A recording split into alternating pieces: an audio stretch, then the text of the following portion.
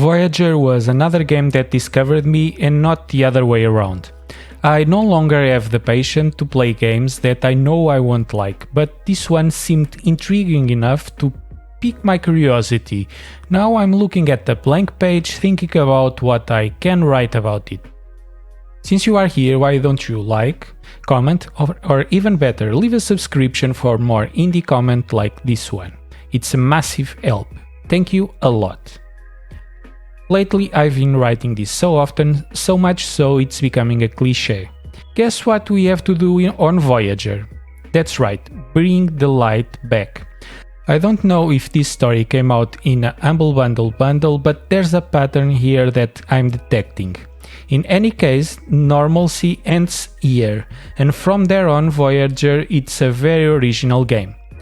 I'm not sure what our small dot represents, but in practice we are a black dot with a white outline that rotates, obeying a gravitational orbit around the star.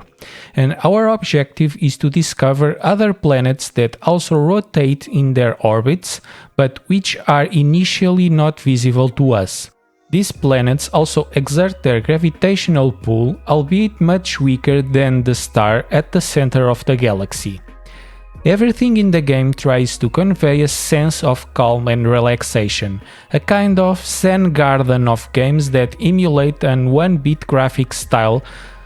The drawback is that the gameplay itself manages to be solemnly irritating, which turns out to, in addition to being ironic, undermine the purpose of the entire game itself. Of course, the game only becomes annoying because it has a beginning, a middle, and a end. The levels end. They have a purpose, and every time that exists, it is natural that each player wants to achieve the objectives that led him to beat the level and, ultimately, the game. With this, I want to establish that the game is not just a zen moment. There is some gameplay, and a frustrating one, by the way. What we have to do is to try to influence the orbit of our dot with small inputs with the mouse to try to find the missing planets. We find them by bumping into them or passing near the place where they are orbiting. As soon as they leave our vicinity, they disappear from our sight. Mechanically, we do very little, but it is possible to direct our dot a little bit to where we want it to be, leading to immense tangents to the target, often very difficult to find and to predict where it is in its fixed orbit.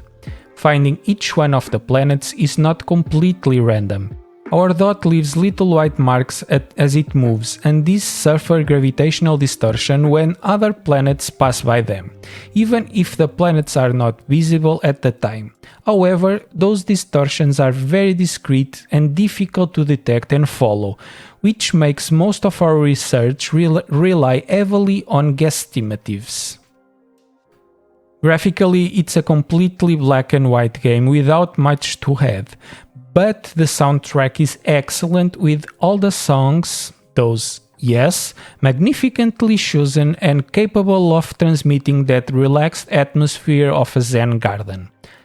I don't know to what extent I can recommend this game, nor exactly what situations it might suit, but it's cheap and it's what it promises to be, even if it's not exactly clear what Voyager promises to be.